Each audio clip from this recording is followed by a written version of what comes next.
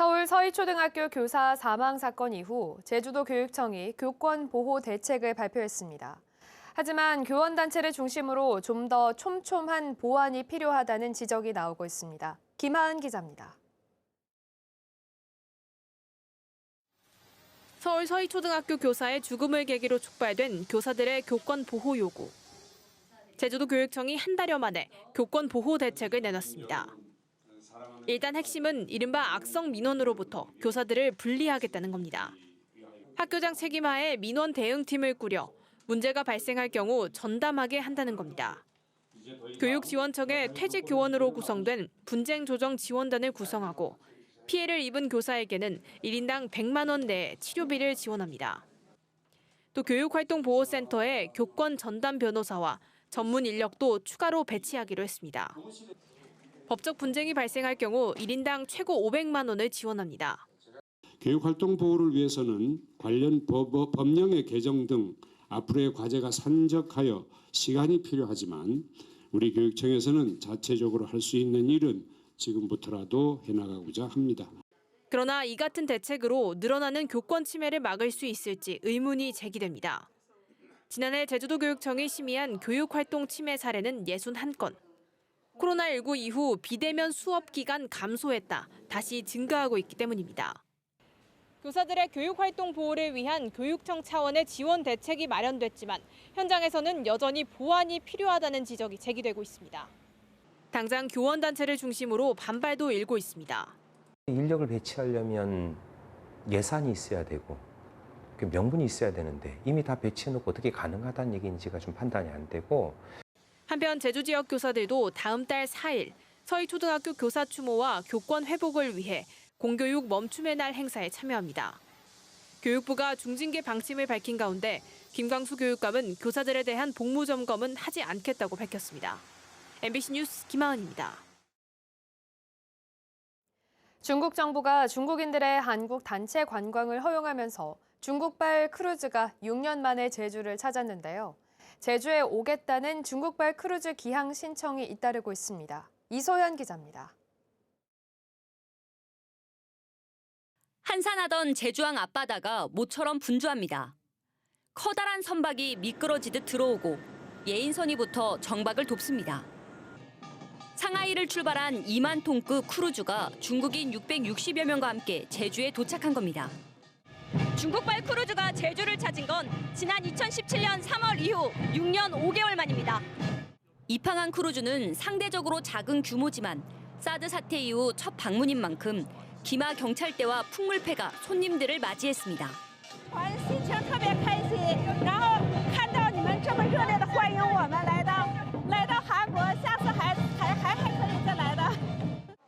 관광객들은 제주의 바다와 현무암을 배경으로 사진을 찍으며 자연을 만끽하고 제주의 먹거리 탐방에 나섰습니다. 觉得这边的食物也很好吃，像有海鲜呀，橘子也是这里的特产，对，然后还有它的海也特别美。 600명이 넘는 관광객들은 쇼핑과 야시장, 성읍 민속마을 등 코스를 나눠 1박 2일 동안 제주 관광에 나섭니다. 중국인 단체 관광 재개의 신호탄인 만큼 도내 관광업계의 기대도 큽니다. 중국인도 없고 한국인도 없었고 또 중국 관광객이 또 들어오고 또 성수기 지금 같이 겹쳐지는데 또 가을이 선선한 가을이 되면은 국내 팀들도 많이 들어오리라고 이렇게 생각하고 있습니다. 하지만 체류 시간이 짧다는 건 여전히 풀어야 할 과제입니다. 이번 입항 선박은 태풍 북상으로 체류 시간을 늘리긴 했지만 보통 크루즈는 8시간 정도 제주에 머무는 상황. 출입국 심사와 이동 시간에만 2시간 정도가 걸린다는 점을 감안하면 실제 체류 시간은 더 줄어듭니다. 그러다 보니 지역과 연계할 수 있는 프로그램에 한계가 있습니다. 내리고 나가고 하면은 실질적으로 여기에 손님들이 체류하는 시간은 6시간이 될까 말까? 움직일 수 있는 시간이 한 10시간만 되면 뭐 성금도 갈 수 있고 뭐 동문시장 그리고 제주도의 맛집 뭐 갈치조림 이런 좀 많이 좀 손님들께 내년도 제주에 입항을 신청한 크루즈는 현재 330여 척. 이 가운데 80%가 중국발 크루즈로 90만 명의 관광객이 제주를 찾을 예정이어서 크루즈 관광객들의 제주 체류 시간을 늘릴 수 있는 방안 마련이 시급해 보입니다. MBC 뉴스 이소연입니다.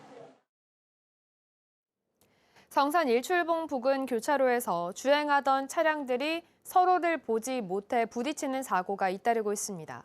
어떤 문제가 있는 건지 현장을 이따금 기자가 취재했습니다. 교차로에서 좌회전을 하는 택시. 갑자기 커다란 충돌음과 함께 오른쪽에서 승용차 한 대가 방향을 잃고 급가속합니다. 택시에 부딪힌 승용차는 주차된 트럭 한 대를 더 충돌한 뒤 건물 외벽을 들이받고서야 멈춰섰습니다. 놀란 사람들이 승용차 운전자를 구조하기 위해 뛰어갑니다. 멍했어요. 이게 무슨 일인가 해서 차를 한쪽으로 세우고 내려서 봤더니 건물 벽에 이제 충돌해서 많이 부서져 있는 상태고 저는 오른쪽 앞에가 많이 파손된 상태고. 사고가 난 곳은 한 관광체험장 부근 삼거리 교차로. 주민들은 이곳에서 한 달에 서너 번씩 크고 작은 충돌 사고를 목격하고 있습니다. 여기서 사고 나는 거는 많이 목격했지만 매일 그 사고 날 뻔하는 거는 매일 있어요. 매일. 사고 원인은 도로의 구조.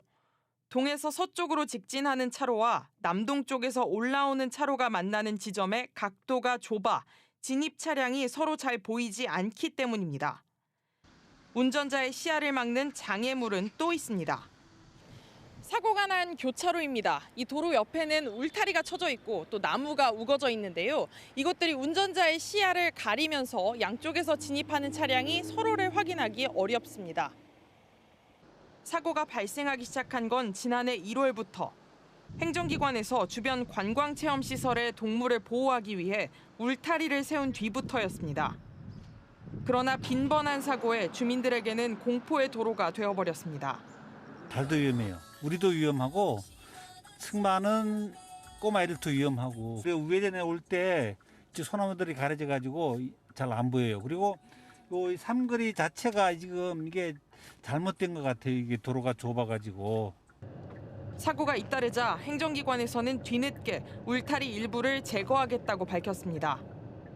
하지만 반사경이나 교통 안내판 같은 사고 예방 시설도 없는 상황이어서 보다 근본적인 대책이 필요합니다.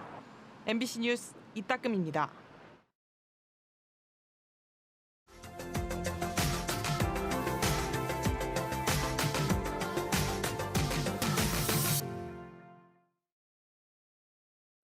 제주에서도 이번 달부터 부르면 달려오는 수요 응답형 버스가 시범 운영되는데요. 포항시에서 먼저 시범 운행을 시작했습니다. 운행 노선도 승객 수요에 따라서 시시각각 바뀐다고 합니다. 포항 MBC 이규설 기자입니다.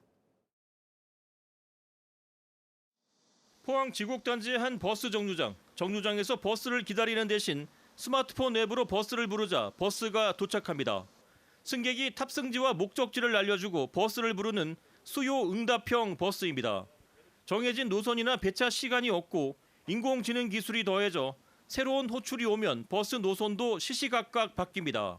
승하차장 가까운 지점에 호출을 편하게 할 수 있으니까 그런 점들이 굉장히 좋아하시는 것 같더라고요.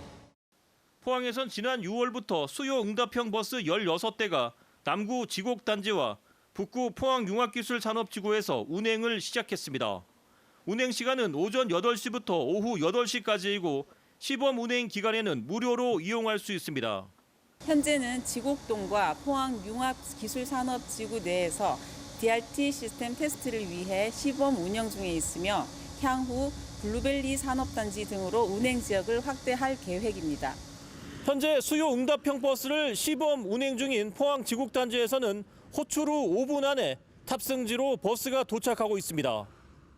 특히 포항에서는 법인 택시회사 16곳이 수요 응답형 버스 16대를 구입했으며 택시회사에서 파견한 기사가 버스를 운전하고 있습니다.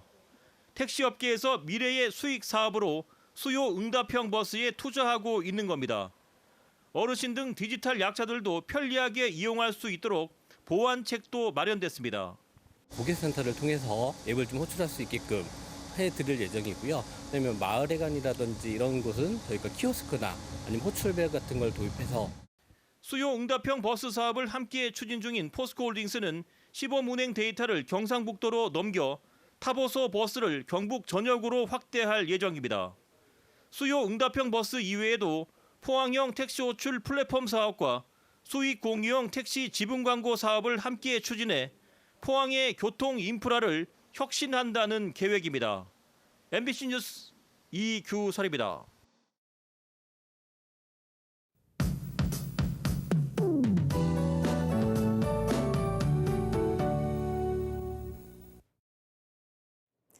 네, 오늘 다시 정체전선의 영향으로 흐리고 비가 내리겠습니다.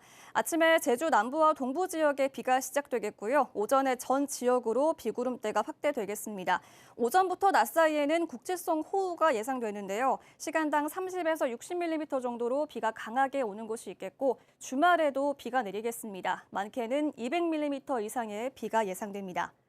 금요일 아침 현재 기온 보시면 24도 안팎으로 시작하고 있습니다. 오늘 낮 최고 기온은 29도까지 오르겠고 산간 지역은 23도 안팎에 그치겠습니다. 평년과 비슷하거나 조금 높겠습니다. 한편 북서태평양에서 3개의 태풍이 북상하고 있습니다. 우리나라에 큰 영향은 없을 것으로 예측되고 있는데요. 11호 태풍 하이쿠이는 애초 예상보다 서쪽으로 방향을 틀어서 다음 주 초쯤 중국 내륙에 상륙할 것으로 보이고요.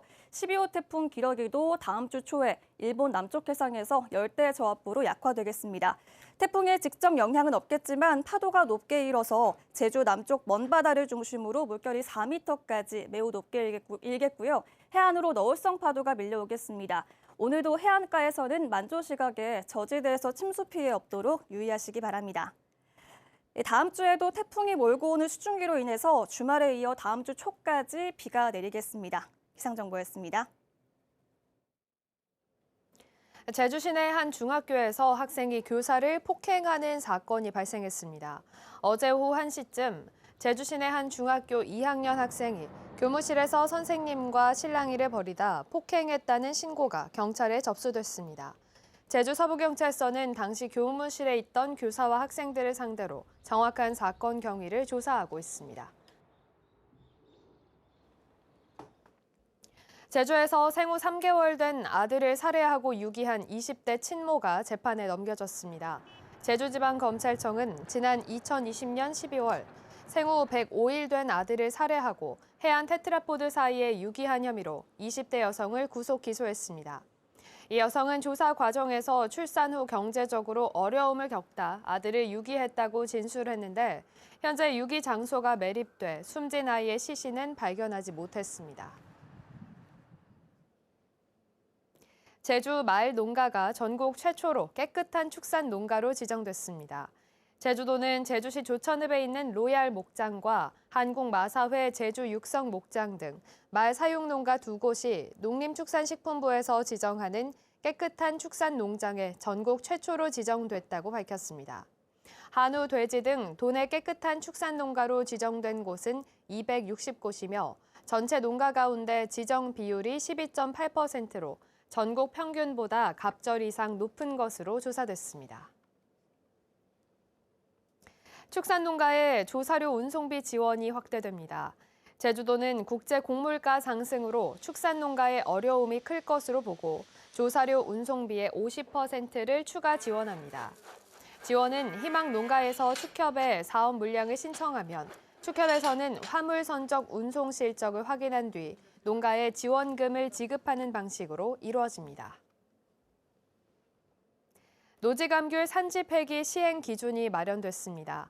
제주도는 기온이 영하 3도 이하로 6시간 이상 지속돼 동해 피해가 발생하거나 집중호우로 병충해 등이 발생한 경우 등에 해당되면 생산자 단체가 도지사에게 산지 폐기를 요청할 수 있는 내용의 시행 기준을 행정 예고했습니다.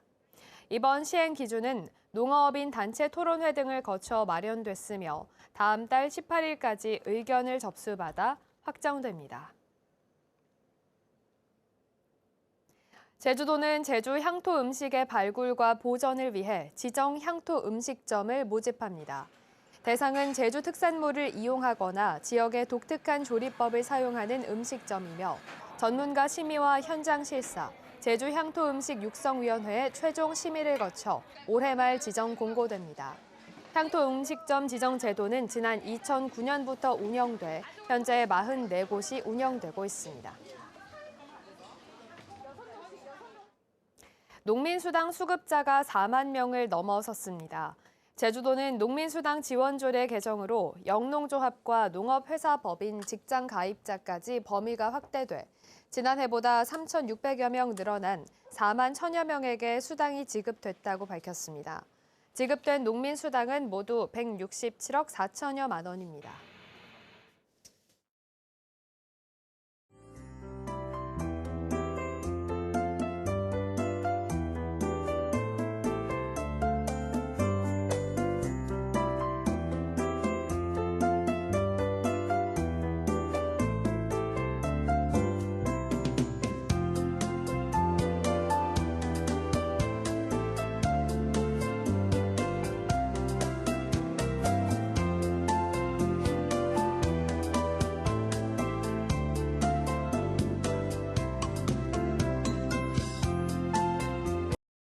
뉴스투데이 제주를 마치겠습니다. 시청해주신 여러분 고맙습니다.